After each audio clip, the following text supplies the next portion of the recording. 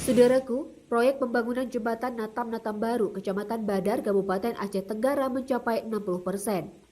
Proyek BPJN Wilayah Aceh yang bersumber dari APBN murni dialokasikan anggaran mencapai Rp21.481.520.000. Gabalai BPJN Aceh melalui PPK 3.5 PJN 3 Provinsi Aceh Akbar Hikmi STMT saat meninjau presentase pekerjaan jembatan Natam kepada tribungayu.com pada Kamis 1 September 2022 mengatakan pembangunan jembatan Natam saat ini sudah mencapai 60% pekerjaannya.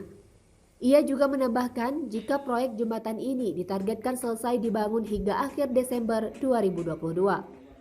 Pembangunan jembatan Natam ini, Pak, diusahakan akhir Desembernya selesai untuk pembangunan jembatan Natam.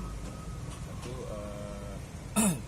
dengan rencana PHU di bulan Desember 2022 ini.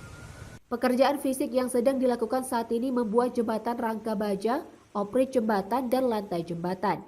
Untuk jembatan rangka baja 100% sudah tiba di Aceh Tenggara dan stok material besi. Untuk jembatan rangka baja 100% sudah tiba di Aceh Tenggara dan stok material besi, batu pecah, dan material lainnya aman sehingga pekerjaan bakal selesai tepat waktu. Dari Aceh Tenggara, Asnawi Lui, Tribun Gayu TV.